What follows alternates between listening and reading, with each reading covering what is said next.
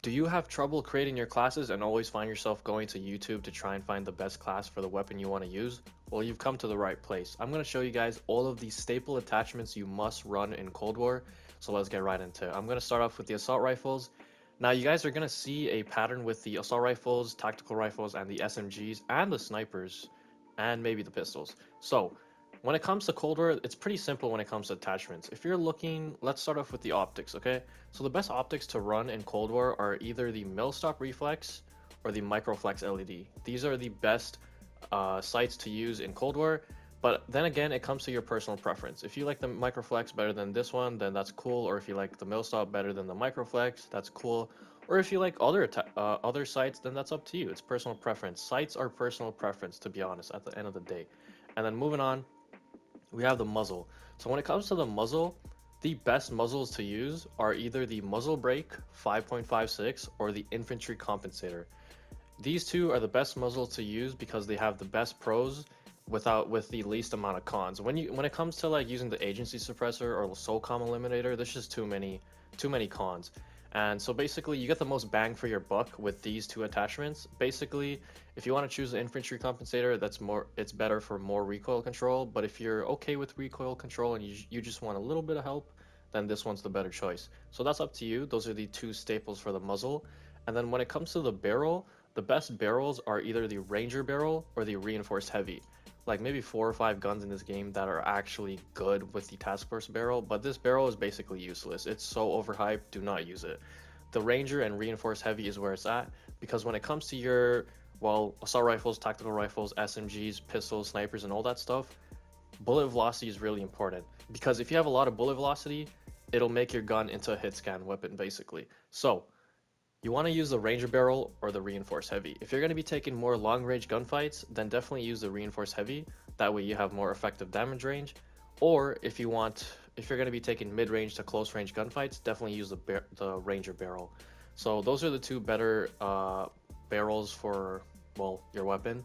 It basically depends on your playstyle. If you take long-range gunfights or close-range or mid-range, it's up to you. Moving on to the body category, or better known as the laser category. When it comes to your lasers, you want to use the steady aim laser or the SWAT 5MW laser. These are the best lasers to use in the game, specifically the steady aim laser, because this laser is just too good. You have 20% hipfire accuracy with no cons. That's amazing. Or if you want to kick it up a notch, you can get 40% hipfire accuracy if you're a demon, and you'll get a little bit of a decrease in your aim down sight time, but it's not that harmful. So these two are the best when it comes to hipfire, or sorry, lasers. Definitely use these two, or if you want some reveal distance, then I would suggest you either use the Ember sighting point, but there is a little bit of a downside to your sprint to fire time and aim down sight time, but it's not that bad, honestly speaking. So if you want both the best of both worlds, use the Ember sighting point, or if you just want, well, reveal distance, definitely use the target designator. It really just depends on what your goal is and like what your playstyle is, but at the end of the day, the best is definitely the steady aim laser or the SWAT 5MW laser. Those are the best two options for the laser category. Moving on to the underbarrel. So this is super simple and straightforward. It's either the speed grip or the agent grip. That's it. End of conversation. So if you're looking for recoil control, it's the field agent grip, no doubt about it. You should be running this attachment on every single one of your assault rifles, unless you want to beam people and be a speed demon, then definitely go with the speed grip, because this way you can run around quick as hell and you can beam people, but you got to make sure you're good with your recoil control if you want to use this attachment. It just depends on your playstyle. Once again, if you want to be a speed demon and you have good recoil control, use this attachment, the speed grip, or if you don't have the best recoil control, definitely use the field agent grip. Moving on from those two, we've got the magazine. So when it comes to the magazine, you got two options. You either have the first one, which increases your magazine, right? Or you have the second one, which is basically you just reload faster. So in my personal opinion, I think the jungle style mag is usually better. However, if you plan on sitting back and just lighting people up, definitely go with the 40 round. So, but your reload time will be a little bit slower, but it's not bad, trust me. So it's either these two. These two are the best. That's up to you. Do you want to reload quicker, or do you want to sit back and just empty your clip on people? It's up to you and how you play. So moving on to the handle. For the handle, the airborne elastic wrap, or sometimes known as the GRU elastic wrap, is the best wrap. End of conversation. You have to run this on every single class no matter what. End of conversation. All the other ones just have, well, not much to offer, or they have too much to take away. So airborne elastic wrap, the best handle, end of conversation. And then when it comes to the stock, you have two options. You have the buffer tube, or sometimes known as the CQB pad, I think. Basically, it gives you 30% sprint to fire time, and it takes away a little bit of your hip fire accuracy. So this is the best one to go with if you're going to be up in people's faces and, just in close quarters, or, stuff like that. But if you're going to be far away and you don't really care about your hip fire accuracy that much, definitely use the radar pad. So when it specifically comes to the assault rifles, I would say you should use the radar pad, because that way you get 40% aim locking movement speed, so you can strafe a lot and you have a lot more sprint to fire time. So basically, if you're an assault rifle and you're sitting back, definitely use the radar pad. But if you're going to be close quarters or mid range and you kind of do worry about your hip fire accuracy, definitely use the buffer tube. All right, moving on to the SMGs. It's basically the same thing, to be honest. The Millstop's better, the Microflex is good. Those two are the best. When it comes to your muzzle, the muzzle brake and the Spetsnaz compensator are the best. When it comes to your barrel, once again, the bullet velocity and the VDV reinforced, these two are the best. And then when it comes to the lasers, same thing, once again. The handles, okay, now when it comes to the handles, when you're using your SMGs, you should prefer to use the speed grip, because you're using an SMG, you want to be quick, you want to be fast, you want to be mobile, okay? So definitely use the speed grip for your SMGs. However, if you have trouble with the recoil control on the SMGs, then you should switch over to the Spetsnaz grip. That's up to you. So it just depends on how good you are with controlling your recoil. And then when it comes to the magazine, it's the 40 round drum or the taped mags. I personally prefer the taped mags. But honestly, I think the default magazine is good. You don't really need a magazine on this. And then moving on, we got the handle. Once again, GRU elastic wrap, no doubt about it, no hesitation, that's the best one. And then once again, the no stock. Okay, when it comes to the SMGs, you want to run the no stock, because you're going to be up in people's faces, you're going to be close quarters, you cannot sacrifice your hip fire accuracy. So definitely use the no stock, and try to stay away from the, well, KGB skeletal stock or the last stock. Simply because it takes away way too much of your hip fire accuracy, and it only gives you 10% aim locking movement speed. It's just not worth it.